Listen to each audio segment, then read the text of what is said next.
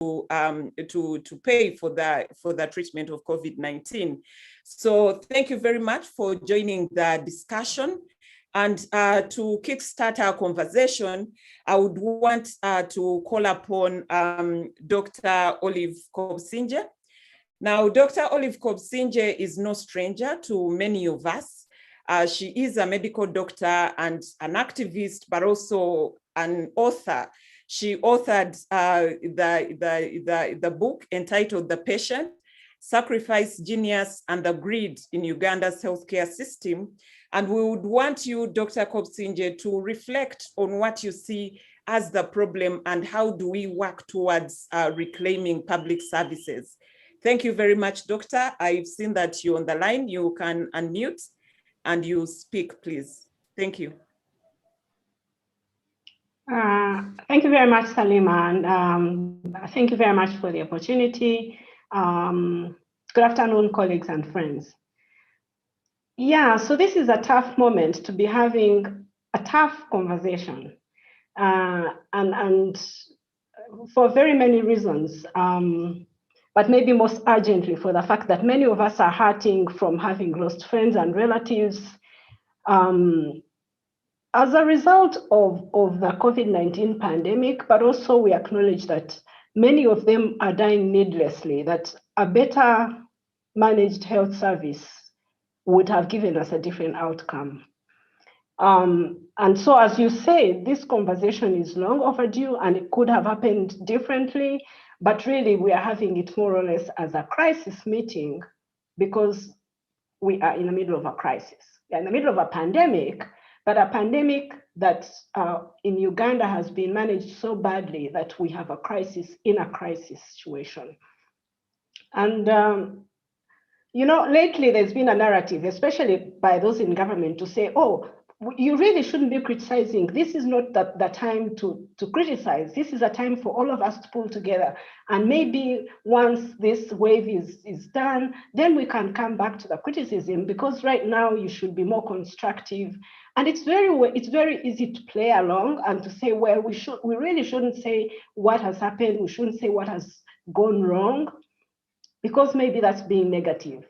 And yet we've seen that consistently we fail to learn from our mistakes. So unless we can point them out clearly, I don't think that we are going to get very far by saying, oh, let's just be positive.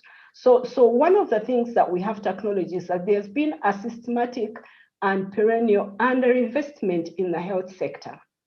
So we are where we are, not because we made mistakes over the last 12 months, but because this government has consistently underinvested for decades. So, for instance, Uganda is signatory to the Abuja Declaration, which many of you are aware of, that governments around the continent met and agreed that they would spend at least 15% of their budgets, 15% towards health. Now, in Uganda, we consistently spend around 7%, maybe 8%. And even that is what we put in the budget. Even that does not necessarily come through. At the end of the year, you find that we have received maybe 80% of that, maybe 85% of that, meaning that we really are spending maybe effectively 6% of the national budget. So that's nowhere close to where it should be. Now, if you have services that are supposed, so the Ministry of Health and the health sector, so government is mandated to provide affordable, equitable, effective health services for the country, for the people that pay taxes. So when government says the tax base is narrow, we can acknowledge that there's a problem with that. And then they borrow on our behalf, and we don't really see where this money is going.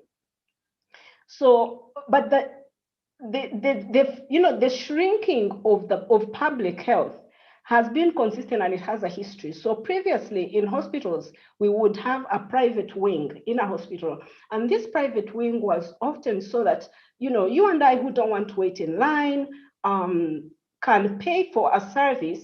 It will not be different in quality from the other service, except that maybe we may not wait as long. So we would still have access to the same laboratory services. We would still have, the same imaging and so on and so forth.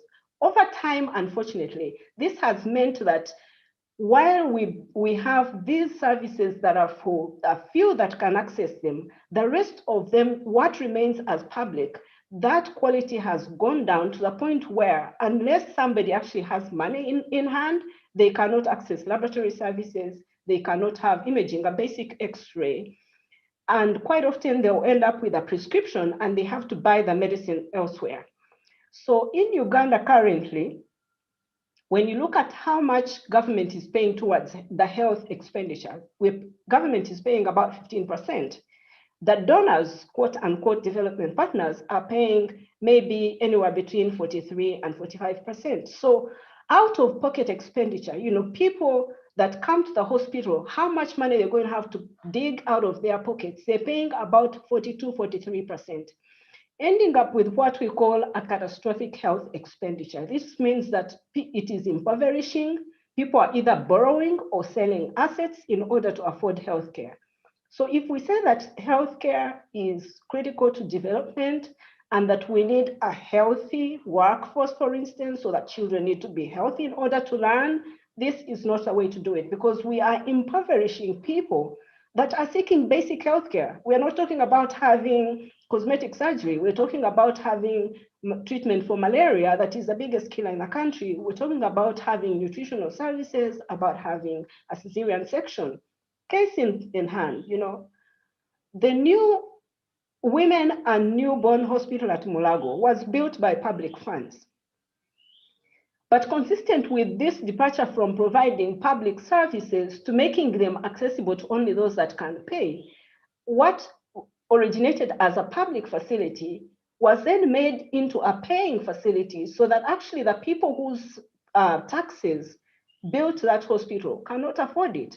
So you still have this horrendous, rate of maternal mortality, and yet women that live within 1 kilometer of that hospital cannot afford that hospital. It's instead being accessed by those that can pay. Quite often those that are insured by government, so that actually the poor people are paying the bills of those that are wealthier than them.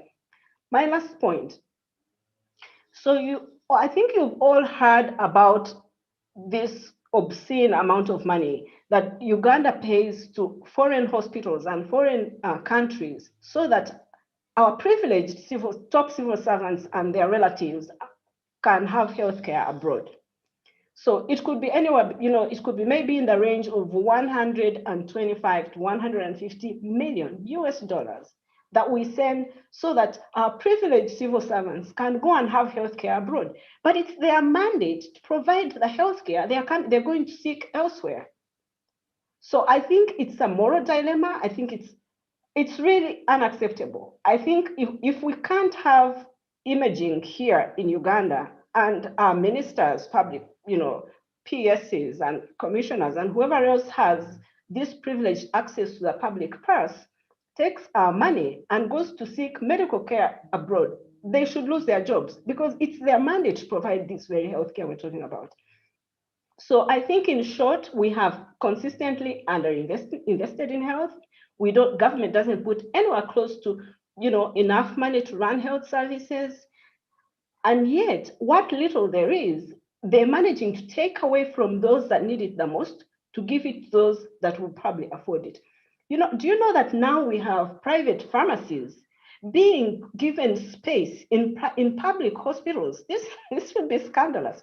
Being given space in public hospitals, so that when that woman that had to pay for the lab, had to pay for the X-ray, is finally given a prescription, she can now also go to a private pharmacy in the public hospital to buy the medicine. So when you hear of a catastrophic, of impoverishing health expenditure, this is how it happens, and we allow it to happen. So I think really, if we are serious about developing this country, if we want a healthy population, we have to find a way to close these avenues where privileged people are robbing poor people, and so that we can create a service that works for everyone. Thank you. Thank you very much, Dr. Kobsinje. I will quickly give a chance to anybody from the participants who would want to intervene and say something about what Dr. Kobsinje has said before we move to the next speaker. I'll only allow 1 minute. I see a hand. Frederick, please, could you say something in a minute? Thank you very much, Olive, for that presentation. For me, the question or the issue you raise of paying for services at the Women's Hospital really applies to all other major hospitals in the country. I think that we have to accept that probably free or completely free services are not affordable. The government can't really pay for high quality free services. But then the question that raises is, why has the government of Uganda failed to introduce health insurance and implement it? For me, that is the big puzzle. Why has the government of Uganda not done this? Because if they introduced health insurance, and there would be many ways of trying to balance between how much the better off pay and how much the poor pay. But it seems to me as if the government of Uganda is terrified of introducing health insurance, and I've never understood why. Do you know why? Okay, thank you. Olive, I don't know if you have a quick response there. Otherwise, I think Dr. Luirika also would have something to say about that. So I agree entirely with what Frederick just said. And so this is not an area that I'm an expert in, but my suspicion is that, so they see, I think the government and the people that make those decisions see health insurance as one that would be working for the poor. And as they are not the poor, it really is not it's not a priority for them. I think it's a decision that they can always put in the future. They're always going to debate it. This parliament debated it, the next parliament is going to. And so it really, because they've excluded themselves from that risk. So they don't see it as a priority. And so we can limp on and debate this ad nauseum, and it never happens, because if any of those people saw themselves are really benefiting from that health insurance, it would happen. Thank you, Dr. Olive. I will now request Dr. Emmanuel Luirika to come in here. Dr. Luirika is the Executive Director of the African Palliative Care Association. He's a practitioner in this space and has a lot of experience to share. So Dr. Luirika, if you could start from that reflection around people feeling like health insurance is for the poor, and maybe that is why policymakers do not really take it very seriously, but also drive us back to how do we reclaim public services, because it's clear at the moment that these are services that are needed for everybody, not only the poor or the vulnerable, but everybody needs quality public services. Thank you, Doctor. Thank you very much, Salima, and good afternoon, ladies and gentlemen on the Zoom link. I'll start by asking questions. First of all, who can dare to cut the health budget in the middle of a pandemic? That's a question that we have to ask ourselves, because it might point us to some of the things that we are dealing with. And two, who can dare slap a 12% tax on internet, access to internet, when you know that everybody is migrating to using the internet during a pandemic, that even the providers of services, including health, are doing telemedicine and moving to online platforms. And number three, who can dare not to invest in a major health-associated communication program that is translatable into the various languages, Uganda being such a diverse country? So those questions should linger in your mind as I make my presentation. First of all, if public officers are not getting services from a public system, we can forget about having a good service. If the very government that provides service for the public encourages its officials to go abroad or to use private hospitals within the country, then that is a pointer to something very serious. Last year, when we did an analysis with colleagues, and Olive was one of them, and we were writing a letter to His Excellency the President about health. That was in July last year. And we found that most district hospitals receive about 20 million shillings a month, non-wage expenditure. And that was money less than the amount that government spends on an MP. That, again, is a pointer to what Olive has raised about serious underinvestment into the health system. And all these things are actually symptoms of the fact that health has never been a serious priority, because if it was, there's no way these things that we are raising would ever happen. It is also important for us to note that in the middle of a pandemic, health should not be, running health business should not be business as usual. It should be business unusual. And therefore, the importance of government declaring a Marshall Plan on how we're going to get out of that challenge. To an extent, that has not happened. And for me, therefore, the question is whether the leaders are interested in health, one. Two, if they have the right information, and if they have it, then they are disregarding it and causing unnecessary harm to the population. And therefore, the importance of raising the issue that you are raising now as the civil society to raise these issues wherever we can. The other point that I wanted to bring forward is that we need a vibrant national health service that touches the people right from their home, looking at the prevention bit and also the clinical care bit. Our Ministry of Health needs to have a very strong public health approach that helps people even before they fall sick. Yes, infectious diseases, yes, accidents, and all the other things that make us sick. But we don't seem to see that happen coherently, and therefore putting the population at rest, knowing that their health issues are being taken care of.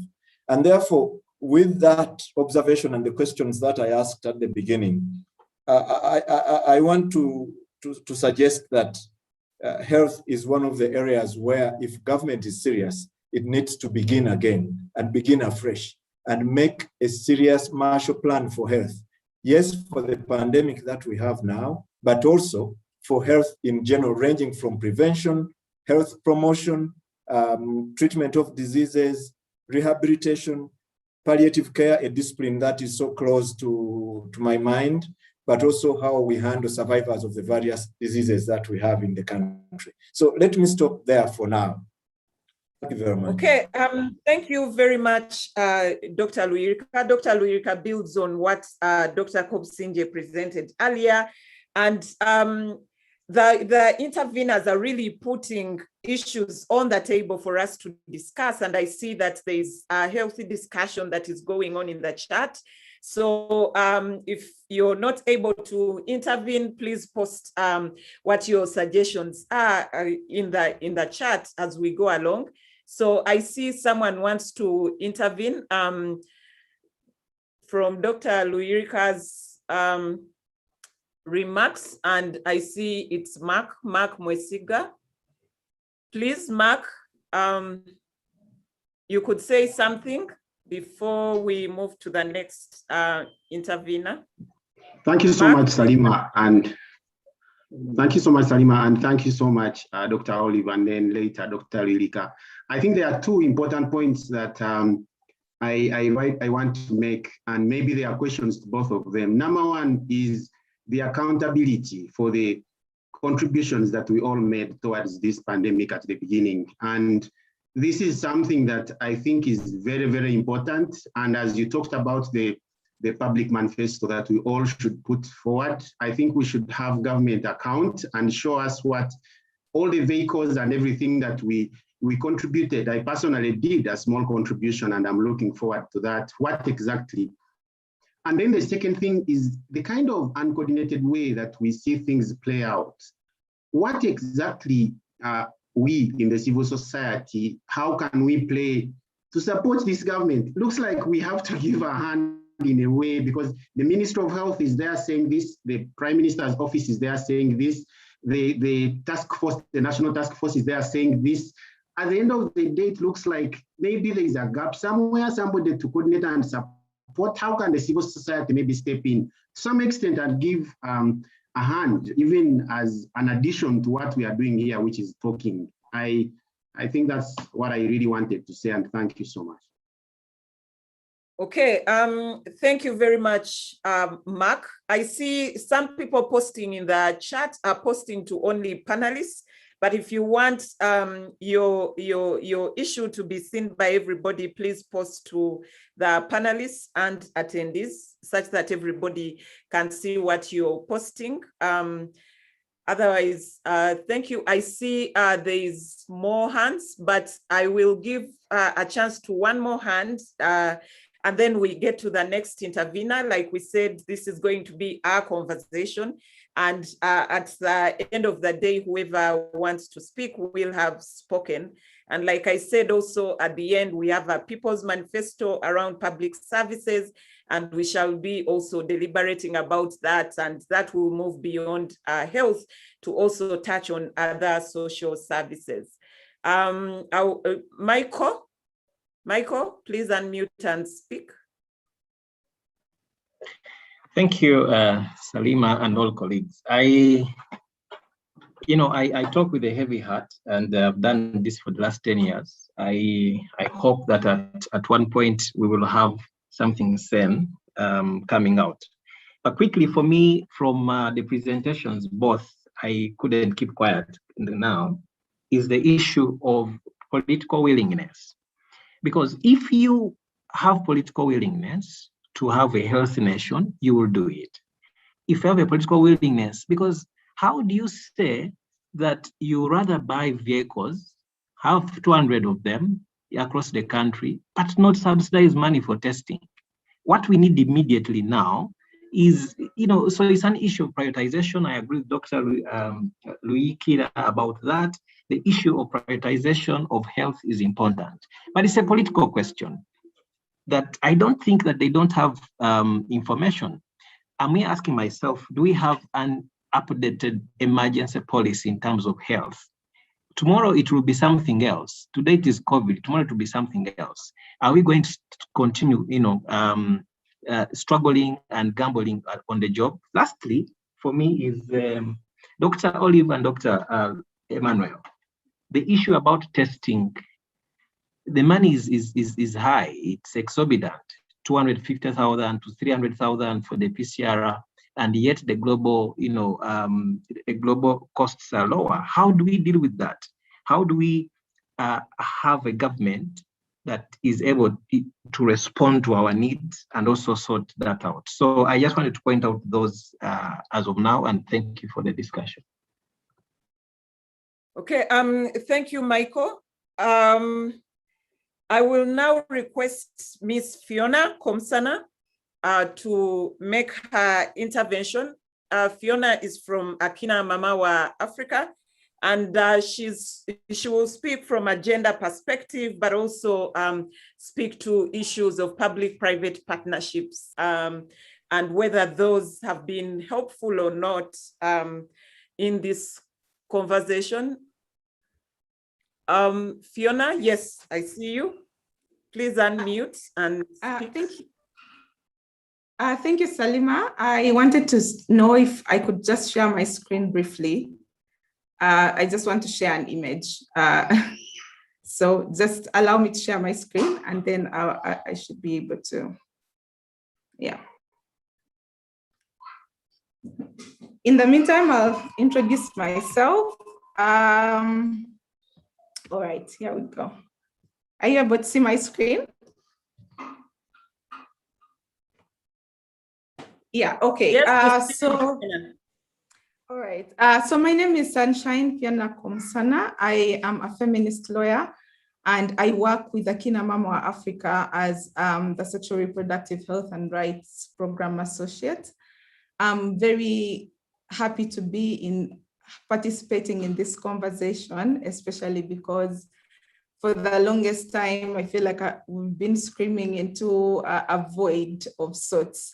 Not being able to hear one another, and also just because of what is happening around the country, all the frustrations that come with it. And I really appreciate the first two doctors who situated the conversation into what is happening right now. So I wanted to share this image that I saw earlier today as I was thinking about this conversation about what is happening. So this is for purposes of crediting the creators of art is Christopher Ogon, who is a cartoonist in the Daily Monitor, who is just, this image is just an indicator of what is happening right now with the COVID response, and how people are continuing to fail to access basic services, despite the fact that the government has had a lot of time to prepare for a crisis like this, and despite the fact that we have continually asked for government to invest in public health. So I'm going to put this down so that it's no longer distraction and continue. Again, when I was thinking about this conversation, I thought about the fact that there are a few recurring themes when it comes to the right to health in Uganda. And some of those that I can mention are commodification, deliberate underfunding, a lack of accountability, and impunity. I think that the conversation that has been happening could use a bit of context. And that context is around the structural adjustment programs of the 1980s, where governments were hoodwinked, for lack of a better word, by institutions like the IMF and the World Bank, and to privatize social services, among others, health, education, access to water, and things like that. So as a result of that, we have continued to see privatization and commodification of services. For health, for example, we see that despite the fact that we're in the middle of a global pandemic, the government had absolutely no regrets, as one of the doctors shared about, Dr. Emmanuel, about cutting the funding to health. We've done a lot of work around health budget advocacy from the time we learned that the government was planning to cut the funding to health. And some of the excuses or the reasons given, for example, from the Committee on Health, was obviously there is a decline in external financing, which is money from donors and countries that have made it sort of their business to give money to government to fund health. And as mentioned earlier by Dr. Olive, external funding contributes about 41% to 43% to our healthcare budget. And so when that reduces, it means that as a health system, we lose. But the thing is that we don't lose in equal measure, as also already has been mentioned. So we see that COVID-19 measures, directives like the blanket ones that the president gave in March of 2020, and just last week on 16th June, are always anti-poor and anti-women.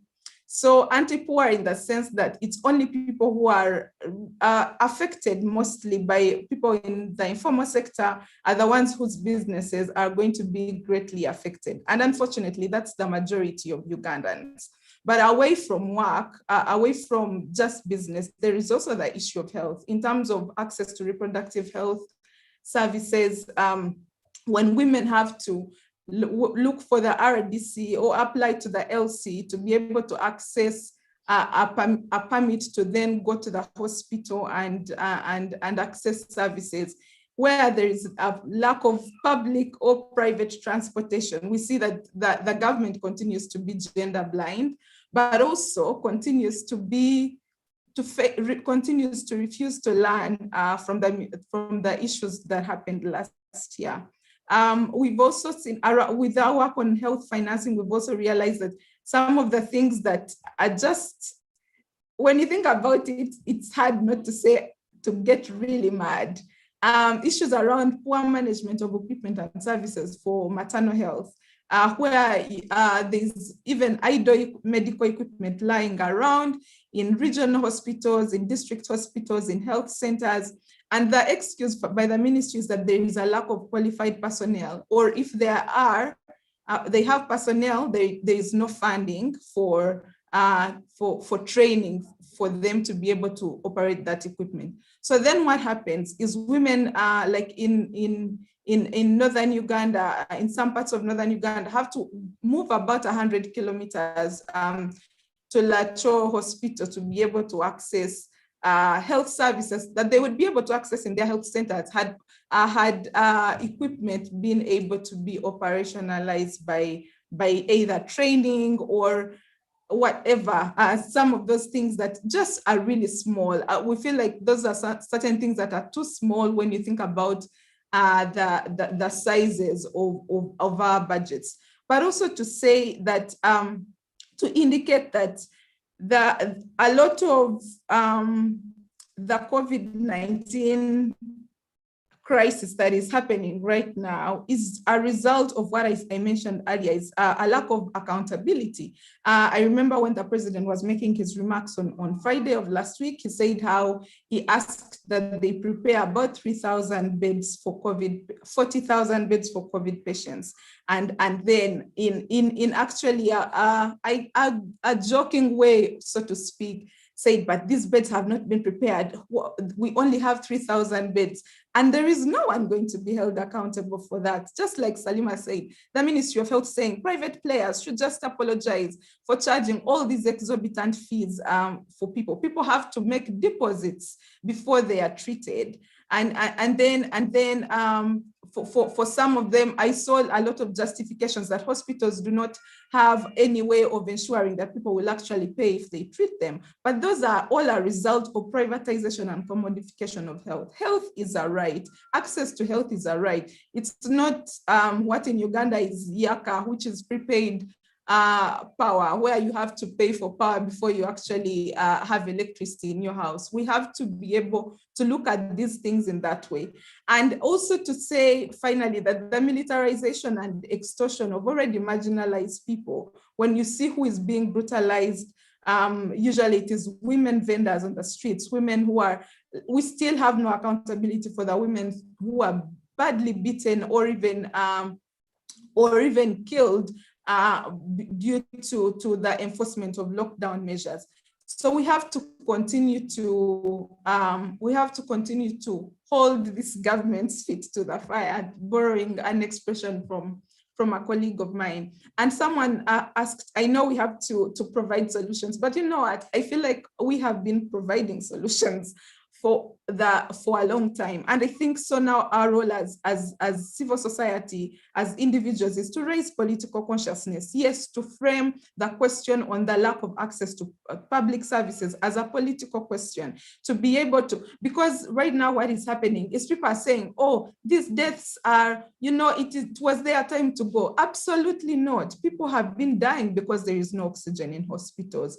And to say that no one is coming to save us, as we have seen that when push comes to shove, like in terms of a global pandemic, even external financing gets pulled because people are also taking care of their economies and developing vaccines and things like that. And also to say that neoliberal colonizers have never really had our interests at heart. So we have to save ourselves. And that is going to start by us raising political consciousness and telling people that you have to demand of this government that is taxing us, is about to tax even the hair on our head, to be able to demand from your members of parliament to be able to continue to have conversations like this, to put your signature towards a citizen report to say that we have to continue asking and demanding. Because if the permanent secretary can go on a CNN interview and say the reason if I had, in fact, she said that if she had access to vaccines, the crisis would have been averted. But the truth is, they knew that these vaccines were not coming because there have been conversations around the hoarding of vaccines by global North countries. So we had time to prepare, and we must continue to raise political consciousness and tell people to demand from the government to do better. Thank you, Salima. I hope I'm not overstating. Yeah. Thank you very much, Fiona. And I understand Mr. Ojira wanted to quickly ask a question. Are you still there, Mr. Ojira?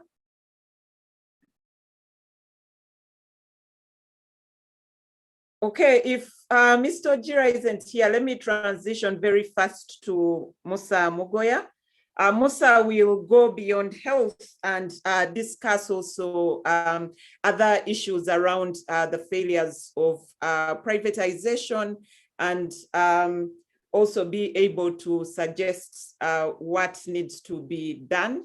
Musa is— Sorry, Salima, before we go beyond health, I was suggesting I just respond to the question on insurance and financing. Okay, 1 minute, Alana. Yes, it's just to underscore that we must question whenever we hear people say that the government does not have money. Like Komusana said, they're taxing a lot. And where do they put the money? And how do they make sure that they're curbing leakages and illicit financial flows? Because the reality is, even when you have national health insurance, it goes so far. It cannot be the bedrock of your system. Right now, if it is private insurance as an example, a private insurance company will only cover 5 million if you're admitted for COVID-19. That is 1 day in a private hospital. National health insurance, even the one that has been passed by Parliament, has exemptions. They won't cover cancer care. They won't cover certain things. So we must make sure that we are demanding, as a matter of really accountability, as a matter of saying you have a contract with us as citizens, for government to find the money and put it in the health system. Because after all, they can find it for security. They can find it for PPPs. Right now, the government is planning to give 2.8 billion to private for-profit sector in a medical credit fund over the course of 4 years. So that money, knowing what we know about how the private sector has profited off the pandemic, could be put in our public health system. So those are things we must continue to interrogate. Okay, thank you very much, Alana. And participants, you see that we are focusing a lot on health, because this is really what has pushed us to have this meeting earlier than we had anticipated. People are dying, people are gasping for oxygen. You know, we are in a crisis, and that is why we are focusing a lot on health. But the momentum we are building, the movement we would want to build, is a movement that covers also other social services. And we should be able to speak across these social services. I've already seen some people speaking about electricity, for example, but I want Musa to come in and make an intervention before we get to discussing the People's Manifesto about public services. Thank you very much, Salima, and thank you very much, the first panelists. I see our time is fast spent, so I'll use a few minutes.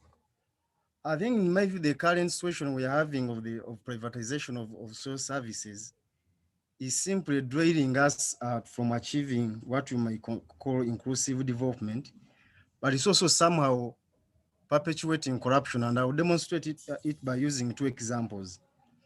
Right now, you find that someone when enrolled in school, right from pre-primary up to university, and that person has only attended private schools. And you find that the parent has been paying the school fees through the nose. Some of them even selling their properties and so on. So when such a person gets an opportunity, maybe to serve in the government, it's not an opportunity to serve. It's an opportunity to recoup the investment, whatever they were able to invest in him or her. Especially at university level, where you find that some of them even selling properties to be able to complete university. The other one where you find how it is perpetuating corruption in a traditional civil service. For example, permanent secretaries, people who work in ministries and local governments, they don't have health insurance. Right now, government is giving insurance to only those ones who are working in what? In authorities. But you find that people who are working also in ministries and local governments, when they fall sick, they go to private health facilities which are charging where do pay 80 million, whatever. But when you look at the salary of that person, is not even in 7 digits. So where does that person get the money to afford the services in those private facilities? The other issue, of course, I hear people always emphasize that, yeah, we can continue with the private sector playing a role in the provision of social services and concentrate on what? On effective regulation of the private sector, which I completely disagree with. With the current deficit in our values, I don't think we can have any credible regulation or effective regulation of the private sector. The other time in Parliament must have been last year. Even private schools that declare profits in billions of money were even seeking exemptions. Can we, for example, say if we have effective regulation, if someone becomes a member of Parliament and that person has a school, a private school, a person becomes a minister and owns a private school, can Parliament enact a law to say that that person will sell the school, such that there is no influence peddling in regulation of the education sector, where you have someone who is a minister, but we also know is one of the biggest investors in the education sector. Can Parliament come up and say, well, yes, we are going to regulate, so we'll enact a law, immediately the person becomes a minister or becomes a government official, a commissioner and minister of education, and he has been owning a private school? Can they sell the school? Or the other issue, we also know that the people who are owning the schools are our relatives and relatives and friends of those ones who are running government. So human instinct require that actually you try and protect your relative or your friend. The whole thing of liberalization and having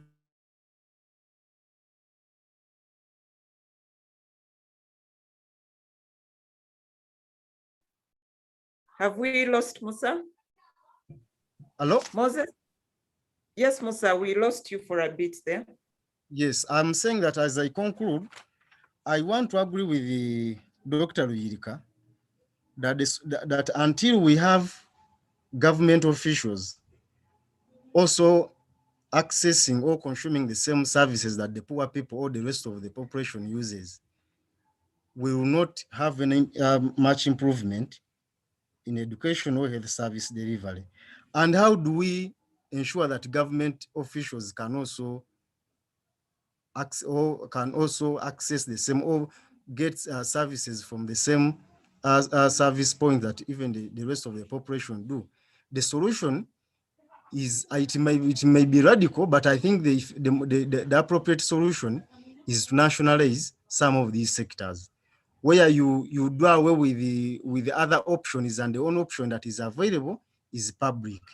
The moment we have only one option being public, you get people being mindful, members of parliament being mindful to ensure that the public facilities are functioning, commissioners ensuring that public facilities are functioning, even ministers and so on.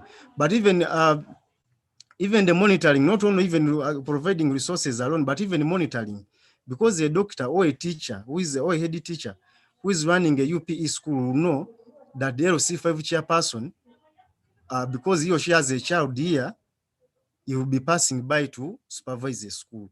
But you will find an LC5, he stays in an area just in a primary school, a UPE school, or even a health center 3, but you never find the time to say, oh, let me just pass by and see what is happening here.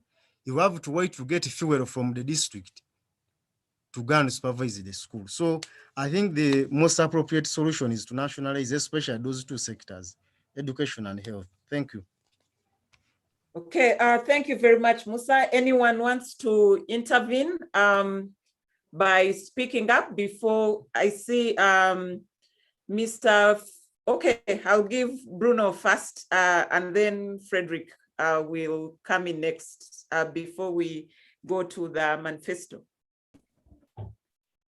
Okay, thank you, Tim, for the deliberations. Sorry, I came in late, but I am enjoying what I'm seeing. I believe discussions like this are worthwhile, and we need to have them time and again. As Musa was saying, we have a lot of issues, and we need to draw more solutions time and again. But besides the internal solutions we are talking about of nationalizing ourselves, let's first of all think outside just internally. Who are our friends? When we come to our diplomatic relations, can you look at the top three? The top three friends of Uganda? Can we look at the system they are applying in their own countries?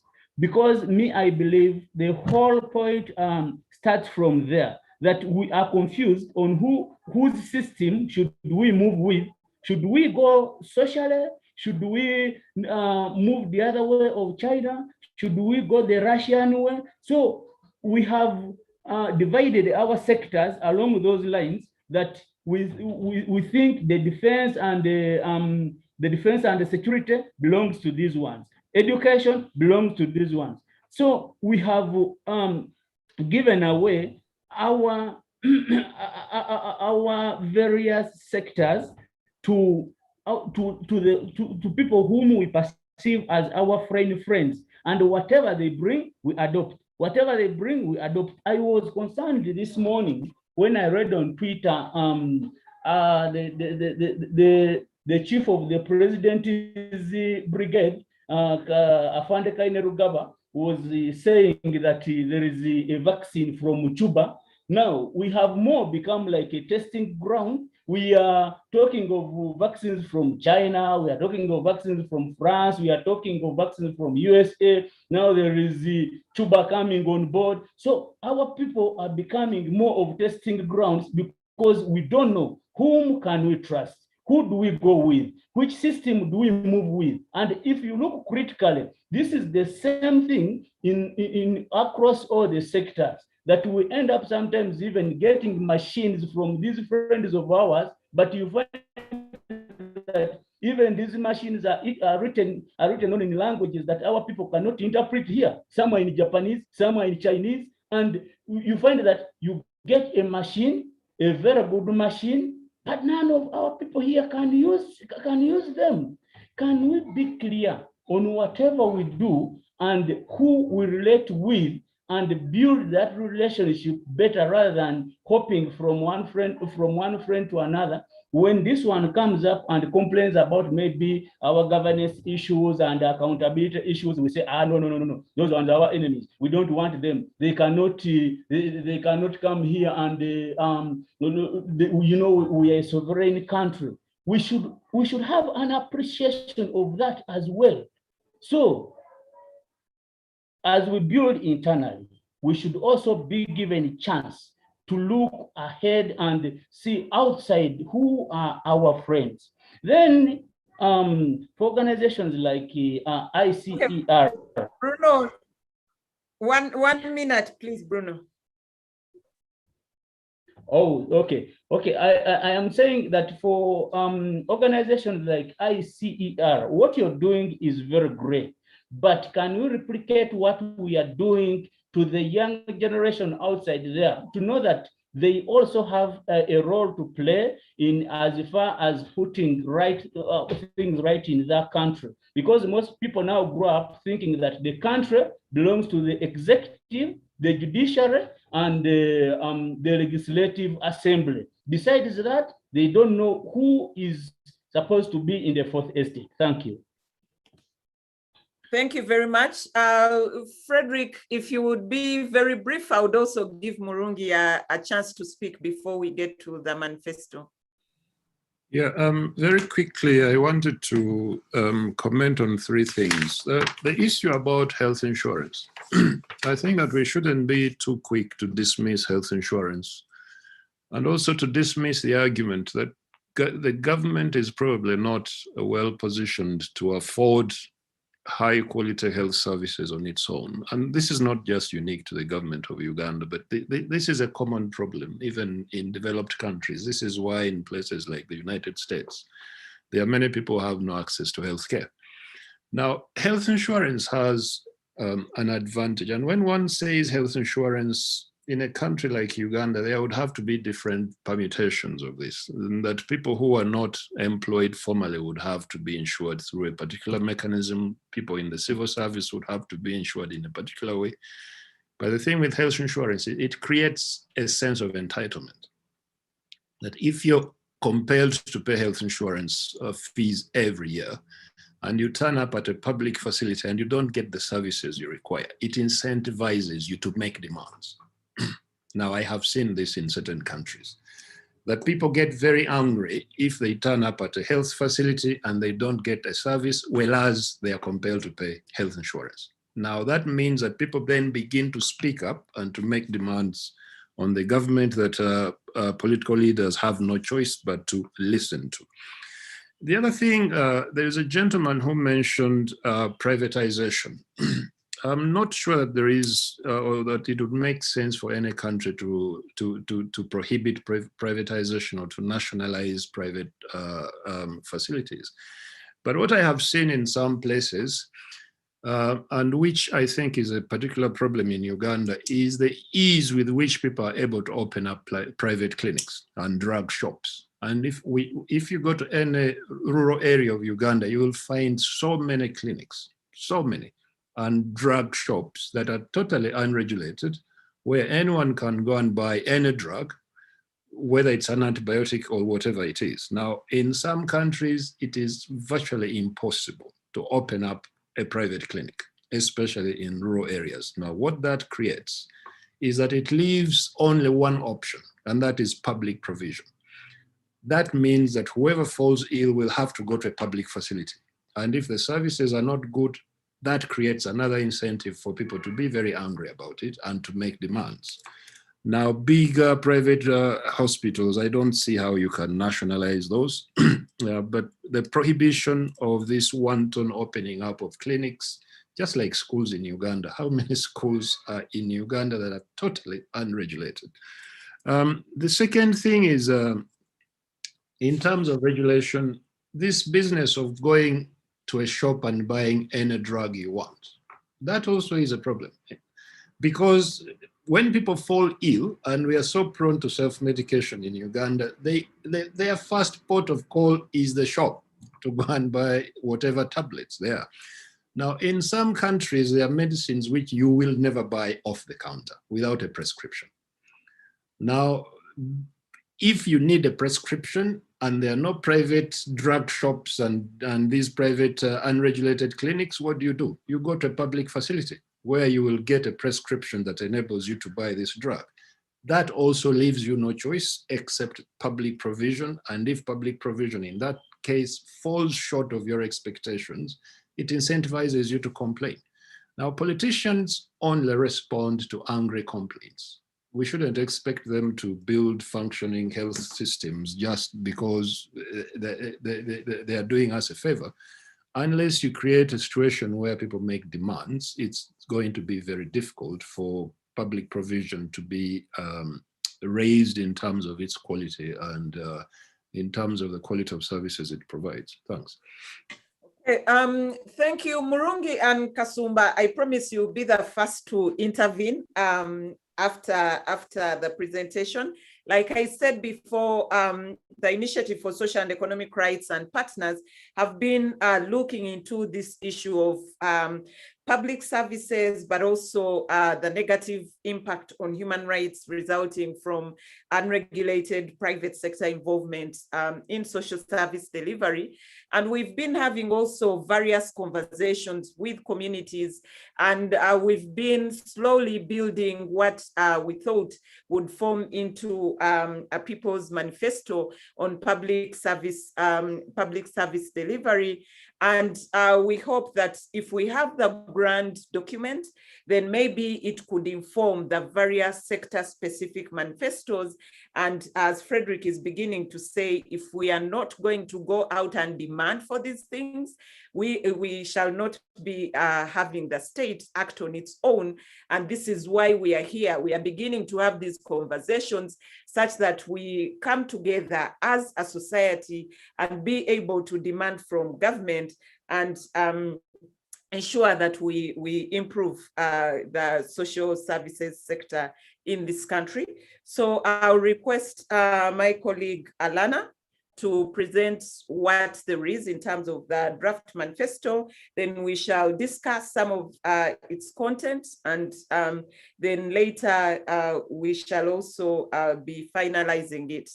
After this discussion, we also hope to put the draft up on our website, such that other people can provide their comments, what needs to be there, what doesn't need to be there, before we finally have the final document that we can rely on as a group who are interested in reclaiming public services in this country.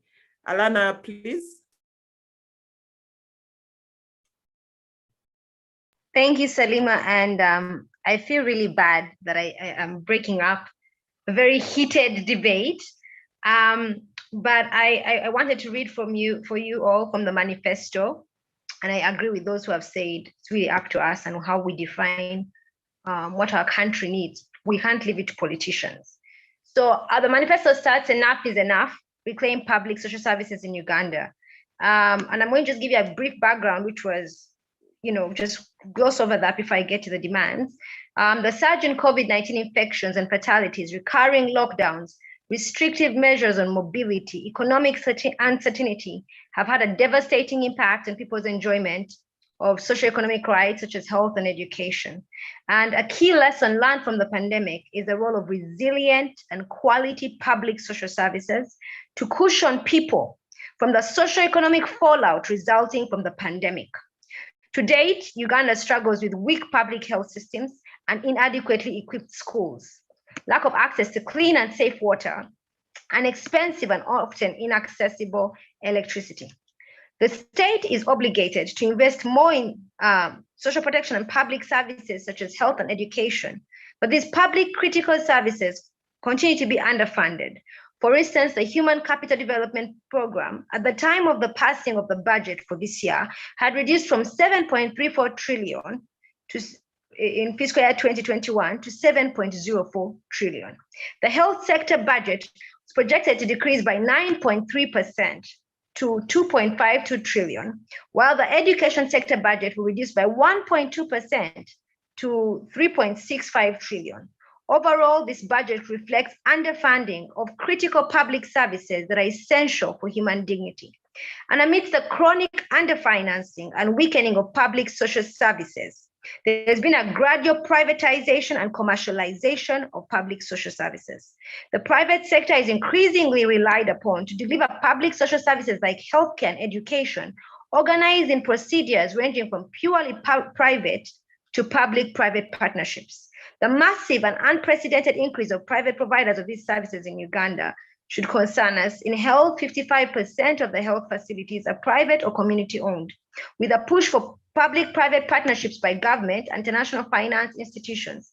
Despite evidence that PPPs in health don't achieve equity in health, nor do they fail to reach the poor. The continued underfunding and weak governance and accountability of public education has resulted in a declining quality of education, particularly low literacy and numeracy levels, high school dropouts, attributed, among others, the unaffordable cost, the poor school infrastructure, the high teacher-to-pupil ratios, and low teacher motivation. several vulnerable groups like girls, children with disabilities continue to be left behind. And the poor quality of education in most government schools has paved way for the proliferation of unregulated private actors in education, driving up the cost of education. In the education sector at primary level, about 39% of the schools are private owned, with 21% enrollment of learners. The share of primary education enrollment by the private schools has been growing at an average of 1% per annum over the last 10 years.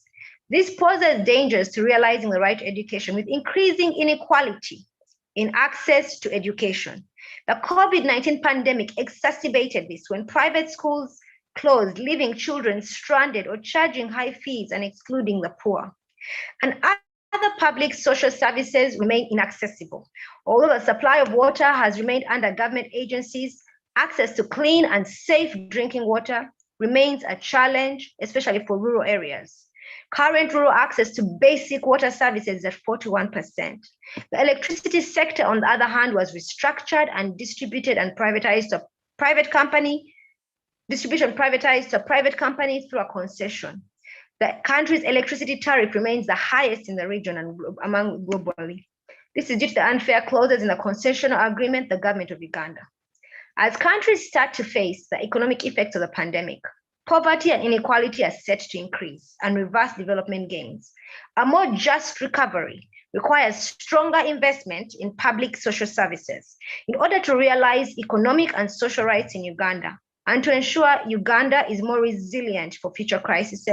Investment in fully functioning and well-resourced public services is key. This is in line with the lessons learned under the National Development Plan 2 and the one we are going into 3, which calls for increasing investment in the real economy. But this should include health and education. And in particular, the role of government in the development process, because the market alone is unlikely to optimally drive Uganda's development process. And accordingly, some of the priorities in the National Development Plan 3 include quality of social services and has an elaborate program on human capital development. Uganda's current situation is our reflection point. It provides a unique opportunity to strengthen and revamp public services as a foundation for increasing inequality. And now the Action Manifesto, because I know I was rapping, drum roll please. Enough is enough, reclaiming public social services, a people's manifesto. Recognizing that quality public social services such as education, healthcare are essential to realizing socioeconomic rights and protecting the right to life and other human rights. Recognizing that public social services are key to ensuring equality and inclusion for all groups in society. Recognizing that public social services play a key role in reducing inequalities, including gender and income inequalities. They ensure universal access independent from economic or political status. Recognizing that public social services alleviate poverty and vulnerability and contribute to economic development. Recognizing improved social service delivery builds citizens' trust and fulfills a social contract between state and people. That quality social services enable people to live in dignity and achieve standards of living. That quality public social services are key to mitigating the proliferation of unregulated private actors that exist instead of public options, for example, in education and health service delivery. That recognizing that public services are essential for all people, not only the poor or vulnerable, we demand the following. 1, the government must strengthen public social service delivery for all persons, regardless of social status. And they must be in line with international human rights law around accessibility, availability, acceptability, and of the highest possible quality, non-discriminatory, including all prohibited grounds, accountable, and participatory. 2, the government should robustly invest in public social services, which are the first point of call for the poor and most vulnerable. 3, the government must remain in stewardship of the provision of quality public social services. 4, public social services must be financed through progressive taxation and curbing leakages like illicit financial flows and other forms of corruption. 5, quality public health and education must be free at point of for end user. Quality public social services must be delivered by government. Government should ensure meaningful participation of the populace in designing and monitoring public social services. 8, the government should refrain from commercializing and privatizing essential public social services like health, education, water and electricity through public-private partnerships or commercial private involvement, and instead devote maximum available resources to ensure quality social public services. Public finances must not fund for-profit engagement in public social service delivery. And finally, 10, the government should put in place a strong regulatory framework for private actors in health and education, among other social services. We cannot leave the social services to the whims of the market. So that is the manifesto that ISA has proposed to you all. And as you can hear, it does actually drawn a lot of the discussions that we have been having. I think there's been overwhelming agreement that we must see investment and stewardship. And if there are other options, they're just options. They cannot be the foundation on how we build our society.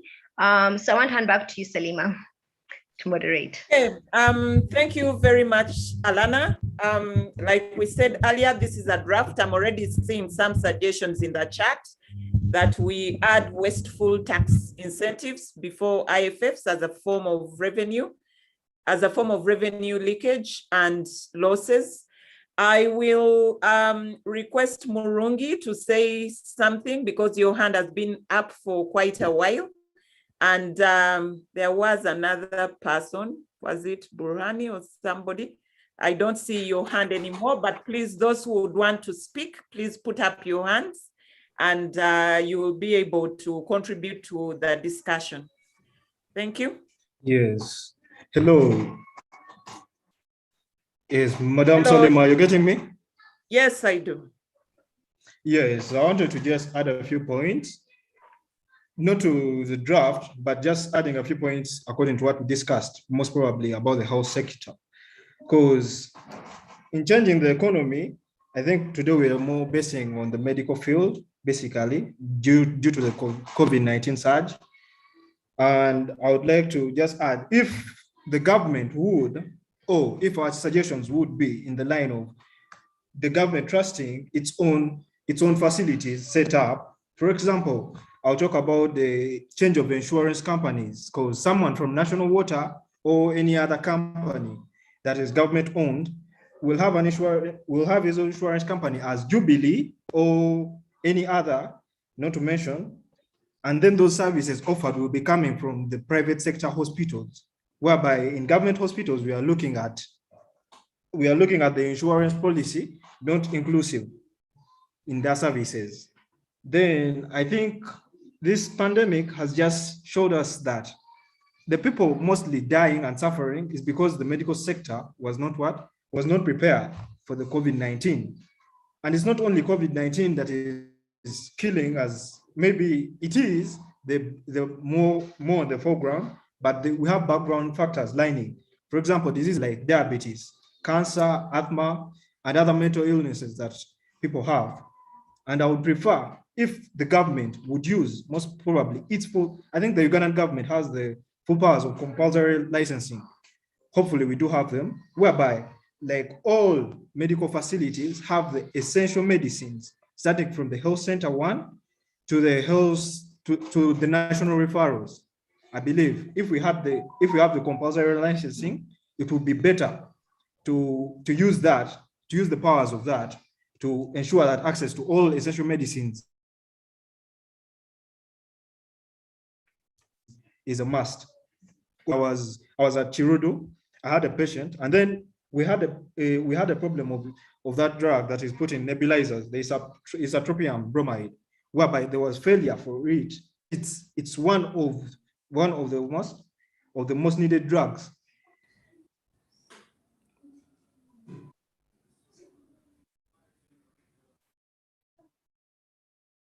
Murungi, I think I've lost you. Hello? I think we've lost Murungi. Please summarize, then we go to Mr. Kasumba.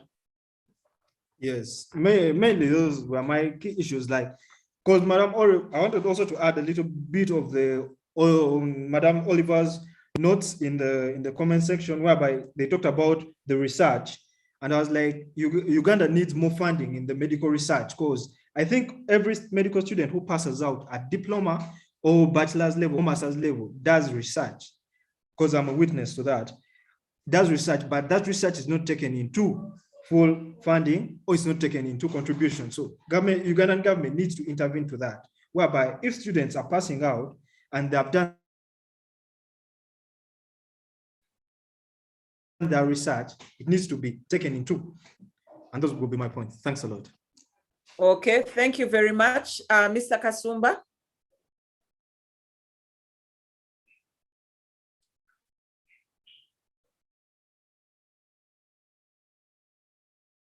Kasumba, please unmute and speak.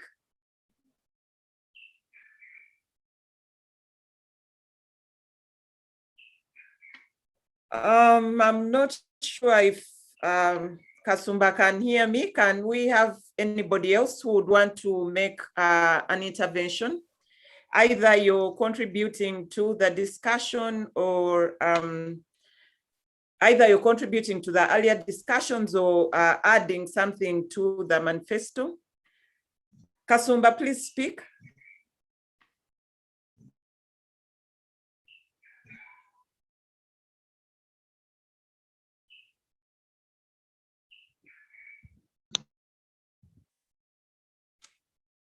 We don't hear you, unfortunately. We don't hear you. I will have Michael in the meantime. Then I see Fiona, I see you've also Hello, Madam Salima. You want to speak? Hello, Madam Salima. Yes, Hello.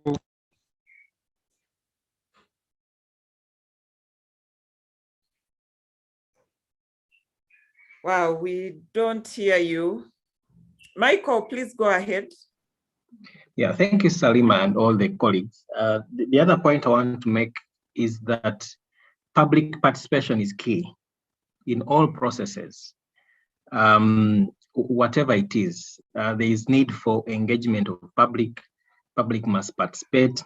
They must understand what is being proposed, because that is a very big pillar for any democratic process.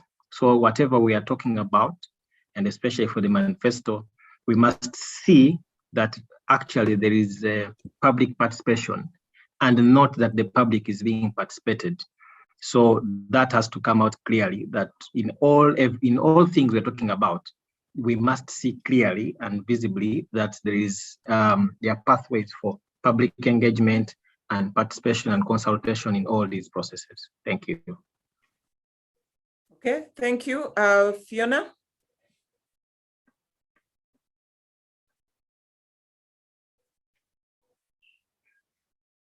Fiona, you're muted. Yes, sorry, I realized that.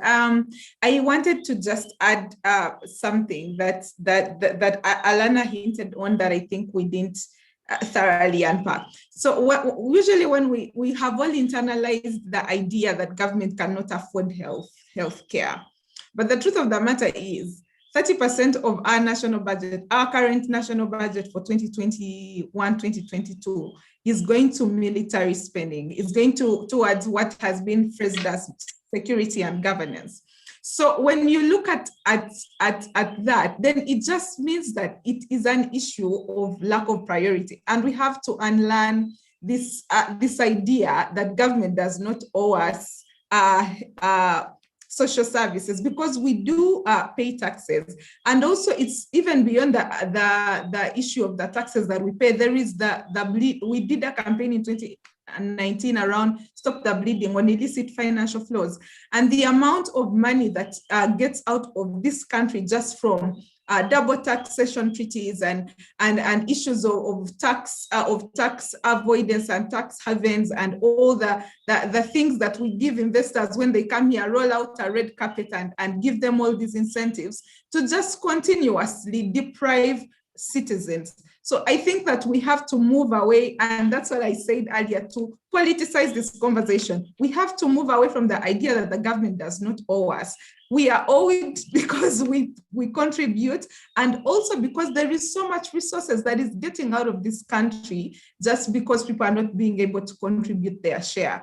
So yeah, I wanted to add that and say that if government can find 30% to security, they can definitely find at least 15% as according to the Abuja Declaration to allocate to health. Thank you, Salima, for the opportunity to speak again. Thank you, Fiona. I don't see any other hands. If you're having a challenge to put up your hand, maybe just unmute and say something. Kasumba, I see you still want to say something. Please try this time round. Hope it will work. Hello. Hello, Madam Salima. Yes, I hear you. Hello, Madam Salima. I hear you, Kasumba. Hello, Madam Salima. Yes.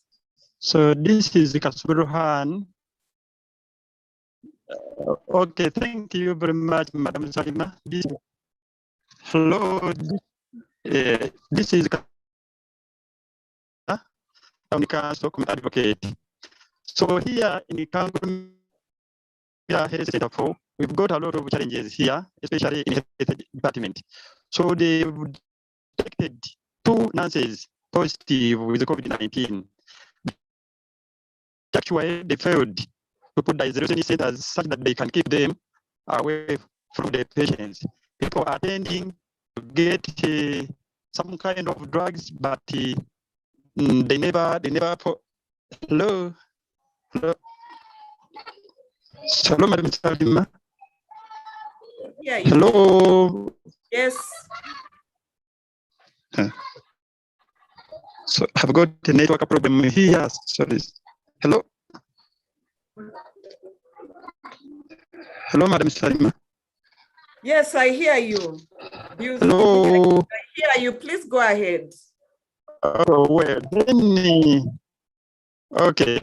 Then another thing also here, this also recently passed away. The internal security officer passed away here in Kangurumira, but actually, his daughters and son are moving around here in the community, spreading COVID-19 here.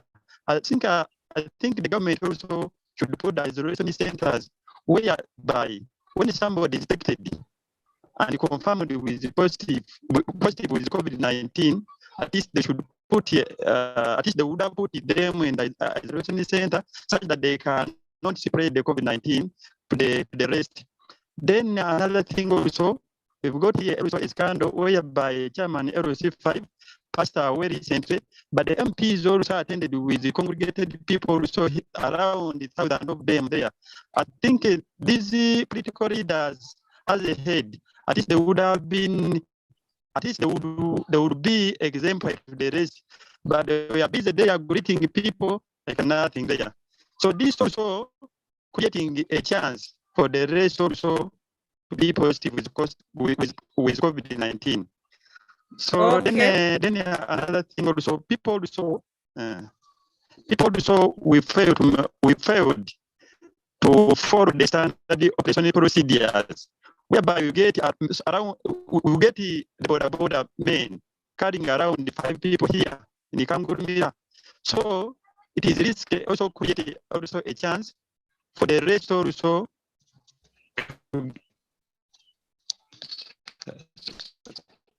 Okay, thank you, Kasumba. I heard that you are raising the challenges regarding health workers having COVID-19, but still continuing with giving treatment, but also sharing the challenges in Kangurumira about people not adhering to the SOPs and not being responsible in terms of themselves having COVID, but still moving around within the community. Now we do have 1 minute to the end of our time. I see one hand, but I don't see. Yes, I was going there. I need to give a minute to each of our interveners, Dr. Kopsinje, Dr. Luirika Musa, and finally, Alana, you for each 1 minute, and then we shall close the meeting because we are over the time. We are 1 minute away. So Dr. Kopsinje, please.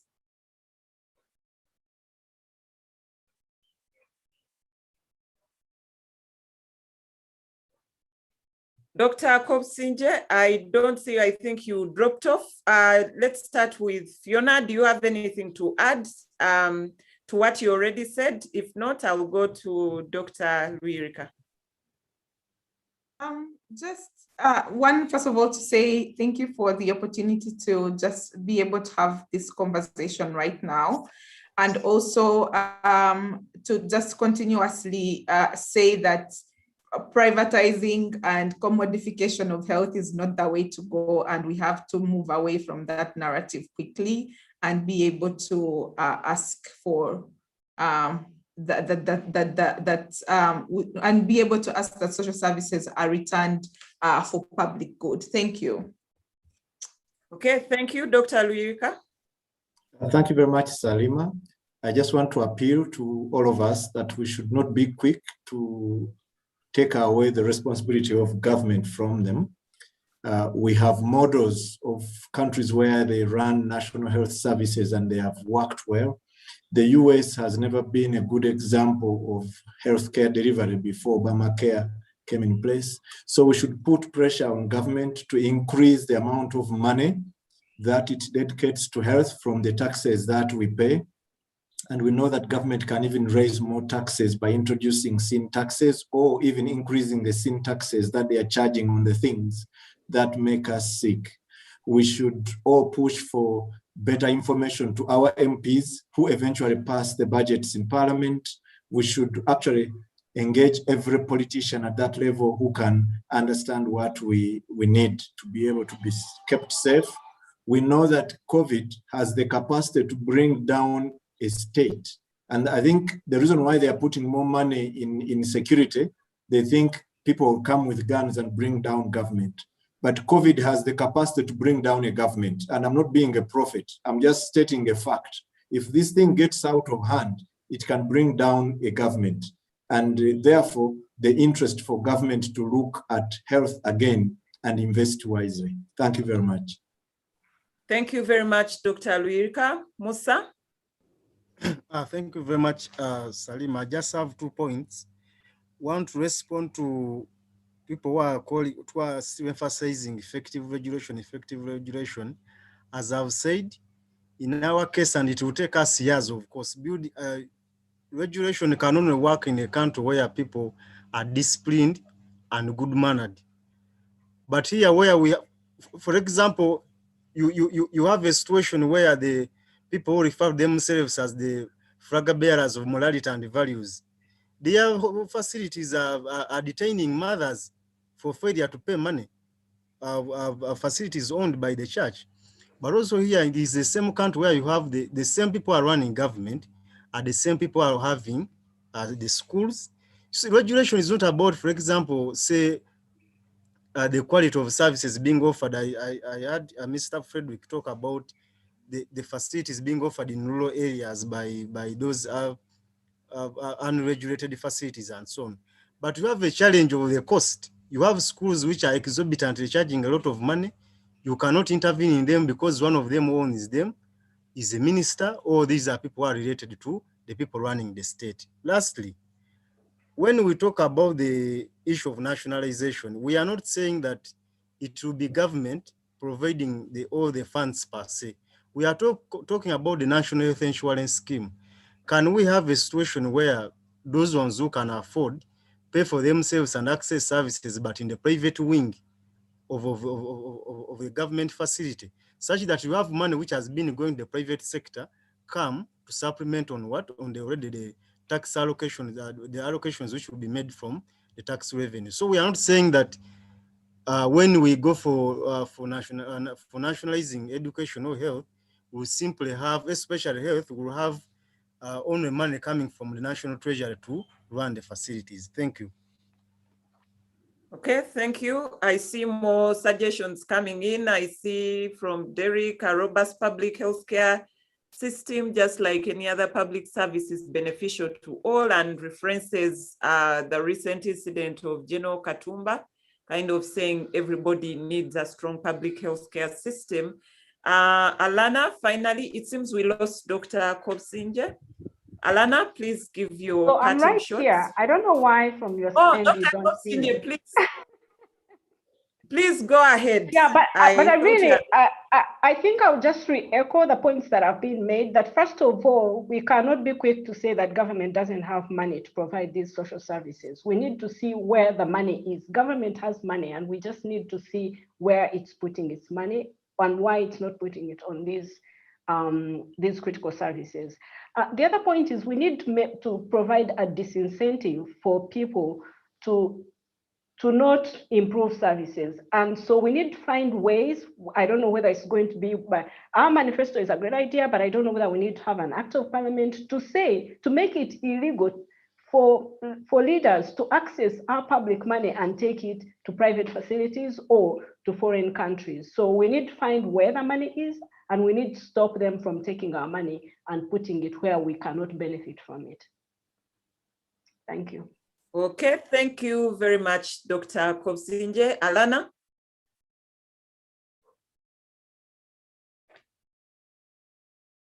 Alana, are you still on the call? Yes, sorry.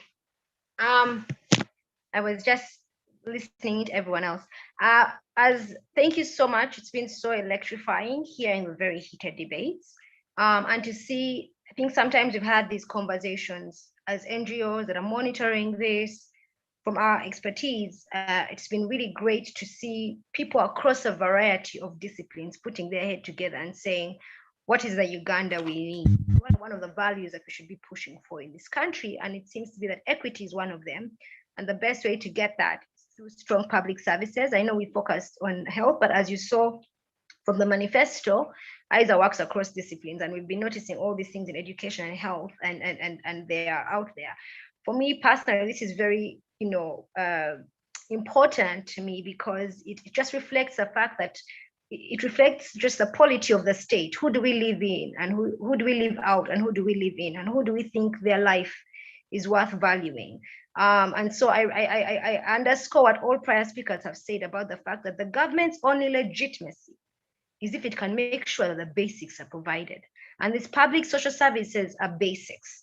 And I think that as people, we need to stand up for that. I think it's no longer recommending or sharing good practice, because we've done that. When some of you ask about nationalization, for example, in the report on the oxygen crisis, we share our research from different countries that had to nationalize in moments of great need, where they had to actually take over to make sure that everyone can get ICU beds or oxygen, India and a couple of other countries. But that's not about our research today. What we're trying to say is that the government must really be putting its people first, and we must demand for it. It's not going to come to us. We have litigated, we have written reports, we have been in stakeholder engagements, national health insurance, we worked on it for years and years and years.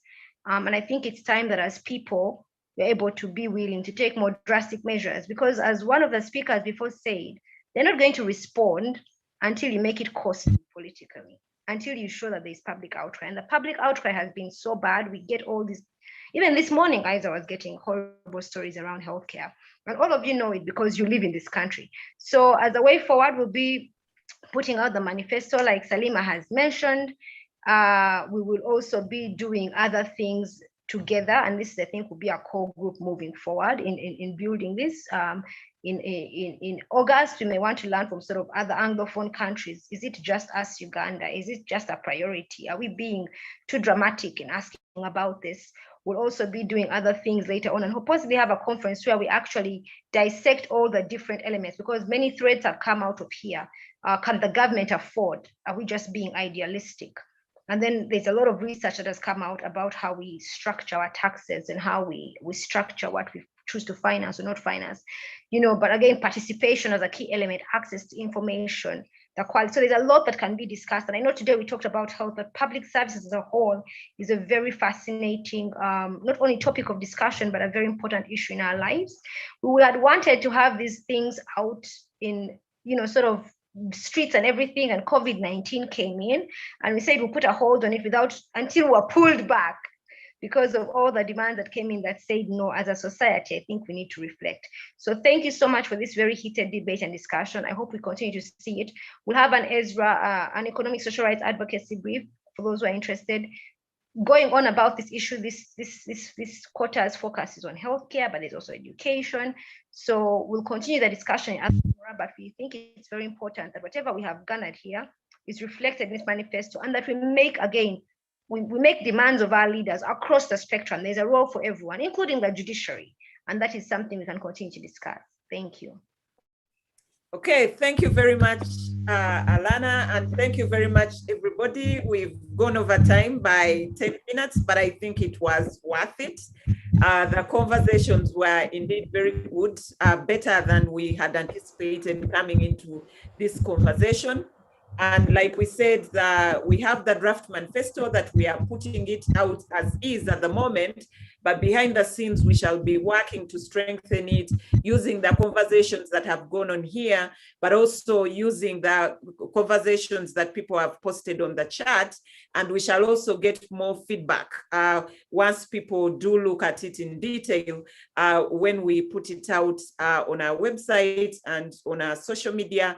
And like we said, this is a manifesto that may inform sector-specific manifestos, but also we hope to bring it to government once it is finalized. And as everybody has said, we must act by ourselves. If we do not make the demand, we are not going to get the quality public social services that we deserve and that we need in order to live full and dignified lives in this country. So once again, thank you very much and have a good evening, everybody.